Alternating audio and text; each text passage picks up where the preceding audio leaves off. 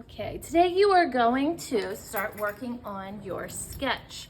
The first thing you always want to do is to write your name on your paper and then flip it over so that your name's on the back. Okay, so you have your sketch paper. We're going to also call that a sloppy copy paper. And I like to call it a sloppy copy paper because that means that you are free to erase, you are encouraged to erase. You are going to put lines and shapes in the places that they don't belong, and then you're gonna go fix them up. So don't be afraid of moving lines after you've drawn them. Okay, before you start drawing, I want everybody to take a moment and look at your image.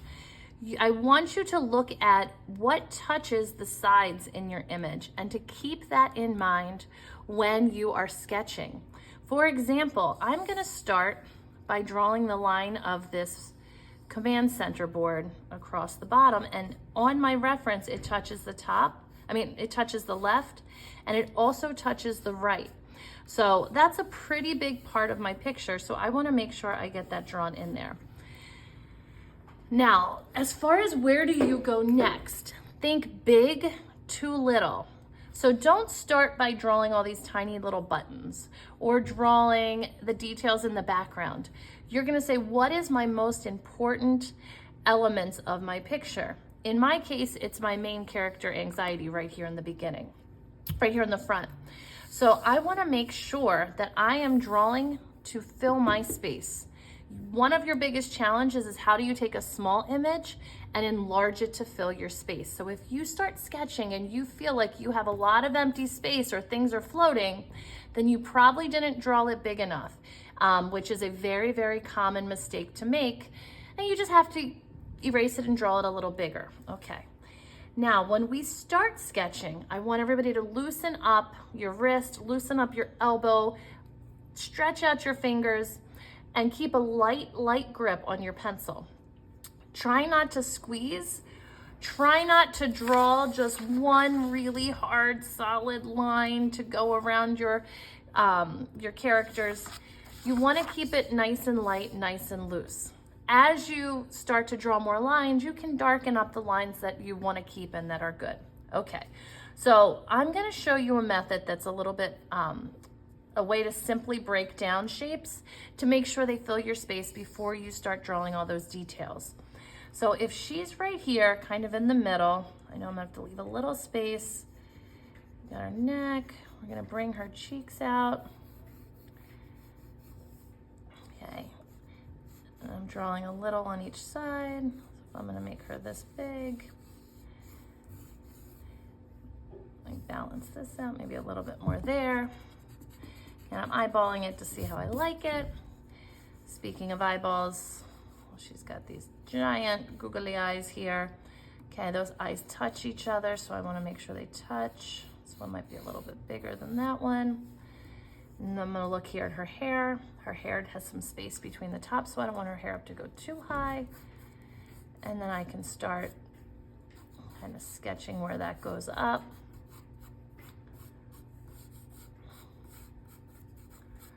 Okay. Now, before I go and draw any other details, I want to kind of check things out. So I have a lot that's hanging out here, so maybe I want to fix that up. Maybe cut some of that off. I'm going to bring this side up a little bit more, a little bit down more. And then I'm going to start drawing her body. So I'm going to sketch in where her body is going to go. And I'm starting more with a method of like a stick figure. Think about the bones in your body. Before I go and draw all the stripes on her sweaters, I'm gonna get some of these just to place it. So I'm gonna line up her cheek here, and I see that her arm sticks out just a little bit further than her cheek. So then I can bring that back, and there's a bend, and then her hand is gonna come here, and she's got a finger coming out this way, a finger coming out that way. She's got one coming down. Then I can come out here, I say, okay, her hand's gonna extend past. She's gonna have fingers coming out here. So before I've even drawn any details, I can see that I have her positioning correct.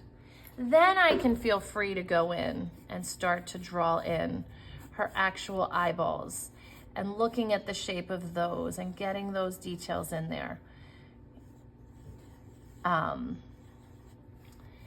So as you are working, again, big to little, main details to minor details, because you might decide that you don't need them all, or perhaps your picture has too many things. Okay, see where things touch. If it touches the sides or goes off the paper, make sure you're doing the same on yours. And then just really trying your best and giving it your best shot. Remember, you have an eraser.